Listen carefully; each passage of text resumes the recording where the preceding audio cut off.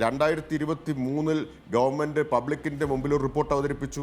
അരുൺ ഓർക്കുന്നുണ്ടോ എന്ന് എനിക്കറിയില്ല. 2023 കേരളീയത്തിൻ്റെ വേദിയിൽ വെച്ചാണ് പ്രകാശനം ചെയ്തത്. Kerala's journey towards zero poverty എന്നും പറഞ്ഞ് ഒരു 47.89% അതിദരിദ്രരെ അതിൽ നിന്ന് മോചിപ്പിച്ചു. അതെങ്ങനെയാണ് എന്ന് വിശദീകരിച്ചുകൊണ്ടുള്ള ഒരു റിപ്പോർട്ട് പ്രസിദ്ധീകരിച്ചു. അത് മാധ്യമങ്ങൾ പലരും, പ്രത്യേകിച്ച് ദേശീയ മാധ്യമങ്ങൾ, വളരെ പ്രാധാന്യത്തോടെ വിശകലനം ചെയ്യുകയും വാർത്തകൾ കൊടുക്കുകയും ചെയ്തതാണ്.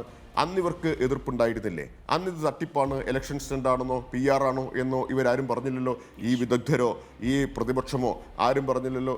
അപ്പോൾ യഥാർത്ഥത്തിൽ ഒരു സുപ്രഭാതത്തിൽ ഞെട്ടിയുണർന്ന് അയ്യോ ഞങ്ങളിത് അംഗീകരിക്കുന്നില്ല, ഇത് PR സ്റ്റണ്ടാണ് എന്ന് പറയുന്നത് ആരാണ്? പ്രതിപക്ഷവും പ്രതിപക്ഷ സ്വരം പങ്കെടുത്ത വിദഗ്ധരുമാണ്. ഞങ്ങൾ ഈ 4-4.5 കൊല്ലമായിട്ട് ഇത് ചെയ്തുകൊണ്ടേയിരിക്കുകയാണ്. അവരെന്താ ചെയ്തത്?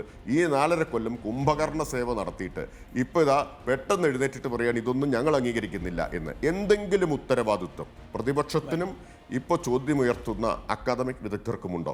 ഉത്തരവാദിത്വത്തിന്റെ കണികയെങ്കിലും ഉണ്ടെങ്കിൽ ഇങ്ങനെ ഒരു സമീപനമാണോ സ്വീകരിക്കുക? ഞാൻ അവകാശപ്പെടുന്നത് ഇപ്പോൾ ഈ 64,006 കുടുംബങ്ങളിൽ ഒരാളെയും വിട്ടുപോയിട്ടുണ്ടാവില്ല എന്നല്ല. പക്ഷെ നമ്മൾ സാധ്യമായത്ര കുറ്റമറ്റൊരു പ്രോസസ്സാണ് അവലംബിച്ചത് എന്നതാണ്.